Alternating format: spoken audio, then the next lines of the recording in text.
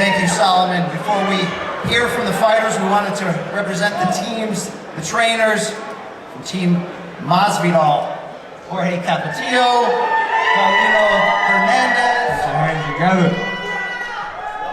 Of course, for Nate Diaz, his trainer, Richard Perez. Of course, Team Diaz member Chris Avila as well in attendance. 5 years in the making, UFC 244, 2019.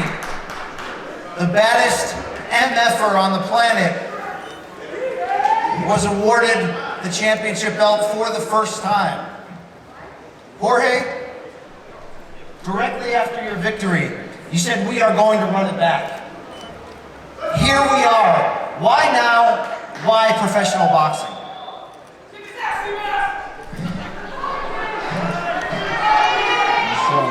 First and foremost, thank God for this opportunity, for this moment. Thank everybody that came out here. I could have been doing a million different things in Las Vegas, so appreciate you coming out, showing love. And y'all know what y'all gonna get June 1st, fucking nothing but violence, man. That's all I'm here for. I know you guys didn't show up to watch what I'm eating or none of that on June 1st, but nothing but straight violence, and that's all I'm gonna deliver. And why now this rematch? Because I was busy chasing world titles. I went and fought for the world title, and twice after that. We could have ran it back, but we couldn't come to an agreement. So here we are sometime later now in boxing, you know, so I can't wait to get in and fucking do my thing. Nate, they're calling this last man standing. They could have called it unfinished business. We remember when that fight between you and Masvidal was stopped due to cuts. You had a lot more left in the tank that night. How much has 5 years built up inside of you to face off against Masvidal one more time? Yeah, no, I'm just training hard always, ready to go for the next move. This is the biggest thing outside of what I was doing, so I'm getting ready to rock. Nate, this will be your second professional boxing match. Second straight pay-per-view headlining role. What does this say about your brand, about the fans that follow you to jump into this new sport and be right here, right now in this event? Yeah, I train hard, and I always thought that it's not hard to just look like how you train, so I just try to go hard always, and big things keep popping. Now, Jorge, that pro boxing debut for Nate came against Jake Paul last year. You, of course, had your pro boxing debut back in 2005, so this will be the second fight for both. How do you read Nate Diaz as a boxer from that one performance? I think it was his best. I don't think he was even trained for this dude. I don't blame him because Jake, who the fuck is Jake anyways, right? But I don't think Nate was in the type of shape that he was like when he fought me, you know? So on both of them, I didn't think it was the greatest performance. Nate, what can you expect from Jorge Masvidal with the boxing gloves this time? How different will that be from preparing for him from an MMA standpoint? We're gonna find out. I'll slide that question over to your trainer, Richard Perez. When you look at the tape and you're imagining Jorge Masvidal in the boxing ring, what are you up against in this fight? Masvidal, he's in trouble. That's all I gotta say is he's in trouble. Because Nathan, when he boxes, he can box. You know, he has no problem with it.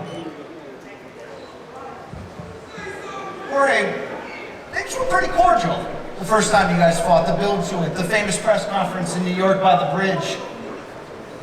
But when this rematch got announced, I heard a little more spice in your voice. I saw you on the Ariel Helwani MMA Hour.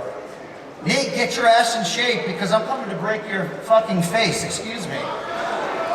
What has changed in the rivalry since that fight? Well, I'll tell you what, man. Whatever that dude said. I didn't like the comments Nate said afterwards. You know, we're both professional fighters, and he called me a coward. He said I shouldn't have took that belt, this and that. Man, take it up with the fucking referee to stop the fight. Take it with the doctor to stop the fight. I'm doing my fucking job, and that's to put as much hurt as I can on you. Now, a medical professional deemed it that he said, you can't go no further, you take it up with him. Don't call me a fucking coward, because I ain't never in my life tapped. Not a lot of people that got 50-something fights in their career can say that. I've gone to sleep before I fucking tap. And I ain't saying this because all you motherfuckers is here, but I'd rather die before I give up in a fucking fight. And that's just how I am. That's just how I've been my whole life. So anybody that call me a coward on some shit, motherfucker, you know I'm the last coward in this motherfucker. I'm gonna go with you with everything I got, from when that bell rings till they call that damn fight off. And you felt it the first time, and you know you're gonna get in shape for this one, because I'm coming to do the same thing. I ain't fucking Jake Paul, I ain't fucking Tony Ferguson. I'm a good athlete that's mean as fuck, man. Whether it be my upbringing or whether it be just how God made me, I'm coming to take your head off clean every time. And there's nothing personal, but man, I wanna fucking end you, bro, just like I wanna end everybody that gets in there with me. It's never personal with me, it's all about the money, man. Only personal with one motherfucker that if he was here, I'd get on his ass right now. I can't even say his name, because I can't say his name because the cops will show up to my house, bro. He got a restraining order on me. Y'all know, y'all can say his fucking bitch ass name, that bitch. But you know what's up, man. You know, I can't be saying that shit, man. The feds will show up to my house. You heard him. It does feel a little different this time around. There's still that respect there. We're boxing this time, so it's a whole nother sport. We're dealing with a whole nother fight. We did fuck what happened last time. We'll run it back in MMA too one day, but right now we're doing this, so it's a whole another situation. 100% we can run it back in MMA. Definitely not against that. And this is a complete different sport. I dropped him twice. Last time one was a foot to the face and one was a shin to the rib. And that's not a lot in boxing now. And I know his forte, his bread and butter has always been the boxing. I've always felt I'm the best boxer to ever come out of the UFC, hands fucking down. So there's nothing better than getting to prove it against Nate. You know, so let's fucking go, man. I'm ready to rock and fucking roll and snatch a soul. Hey, you went 10 rounds against Jake Paul last August. What did you learn about yourself in that process? Fuck Jake Paul! Fuck Jake Paul. Fuck Jake Paul. Fuck Jake Paul. There's real fighters over here, man.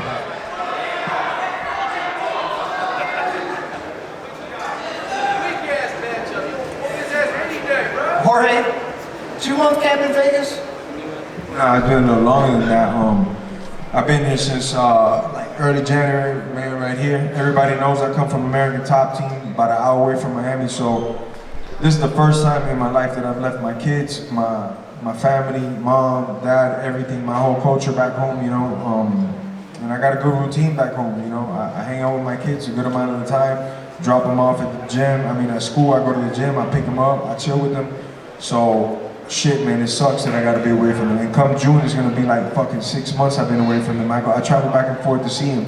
But someone's gotta pay for that shit, man. Someone, you know, has gotta pay for all this built-up raise that I got. And on June 1st, I get to fucking put it all on the line and make sure that it was worth it. Because every time I gotta hear my daughter or my son tell me, why can't you be here? I thought you were retired. And you come back to the sport, and you gone halfway across the country. You know, that shit burns, man. So I'm telling you, I'm in the best shape of my life. I didn't come back because of the money. I don't, you know, God blessed me towards the end of my career that I'm not competing for money, I'm competing for other things, for legacy, to do something better with myself. And also for this opportunity to silence the critics, silence Nate, and let there be no misunderstanding on the first fight, you know, because now we're gonna go into his backyard boxing and I'm gonna get the business done. Let's take some questions from our media members in attendance. Andre Zale, ESPN. Jorge, question for you.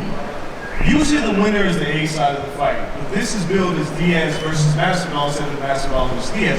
Why did that take place? What happened? Well, from what I heard, Nate wasn't gonna fight me if it wasn't set up like that. So there's a lot of things that I'm fucking like, damn, what the fuck? I thought we'd go scrap, bro, you know?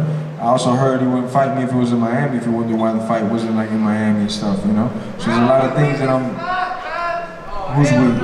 What that dude say? Say it again, man. Who's weak? Who's weak? I'll find your ass whoever the fuck that is. Who is this dude? I'm talking with you. Hey, show your face, dog. Show your face. Where's this corny motherfucker at? Where you at? Corny motherfucker. Where'd you go? Where your bitch ass at? Show your face, bro. Where you at, bitch? Where you at? Who is it? This dude right here? This ugly motherfucker with the jersey? I'll catch your bitch ass, man. Ugly ass motherfucker. pussy ass bitch. Next question. Anyways, that guy's just drunk probably. Jorge, Sean Patel, Vegas Sports Today. You mentioned earlier that Nate now has a fighting chance because the rules are, limited to the boxing rules. How much tougher do you think this fight's going to be without you being able to hurt him with elbows, hurt him with kicks? And what do you think of his boxing when you've watched him? Nah, his boxing and MMA always I thought stood out from above everybody else. Great distance timing, cardio. He could put the pace on people. And his weaknesses was obviously kicks, elbows, and knees, and that's what we strategize. I happen to have some world records with knees and shit, so I don't mind fucking throwing them. So definitely we're going more into his backyard, and I just feel that I still got the superior advantage. So I got the hand speed, I got the power, I got better reflexes, and through both of our careers, I think I've taken a lot less damage as well. So it's all gonna show June 1st. Well, that was my next question. Is Nate, you've been in a lot of wars, even more wars than Jorge's been in. In that Jake Paul fight, at times you even look disinterested. How much more do you have in the tank after all these wars you've been in heading into this fight? How much more do you have, as compared to your peak, to your prime? How much more do you still have left in the tank heading into this fight after all the wars? Tank's full.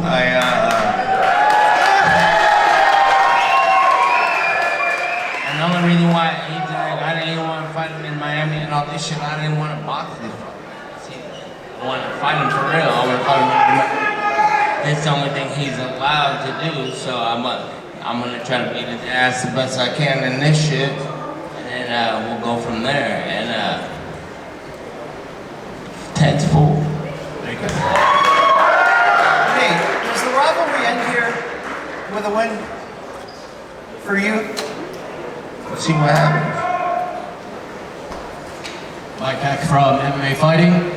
Question for Nate. I asked Jorge this earlier, so I wanted to get your input on this. I don't know how this became my backyard too. I thought this is your backyard. Vegas, my backyard? The fucking boxing. Keep saying, Vegas is my backyard. I understand that. Well, the backyard for your first fight was in New York, and it ended abruptly, and you felt, like you said earlier, you had more gas in the tank. If that fight were to continue, and you would have carried on, how would the rest of that fight have gone? Yeah, it is what it is. I was just, I'm bitter. I fucking lost it, and fucking was how it was. I don't give a fuck. Stop the fight. That's the rule. I'll fight till the end of time. There ain't no stopping me ever. So, like I said, tank is full now. Tank was full then. And Jorge, same question for you. I know we talked one-on-one, but for the people here, if that fight had carried on, you were looking real good in that fight. How would it have ended? With my hand raised, 100%. I mean, I dictated the pace from the start, and I do my research on everybody I fight.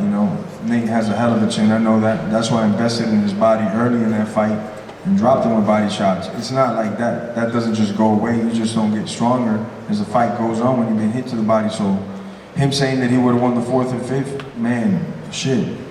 Nobody knows, right? Because we fucking don't know, but I bet my life on it, I would have won it any time that you asked me. We have time for one more. Hawani, get Hawani there.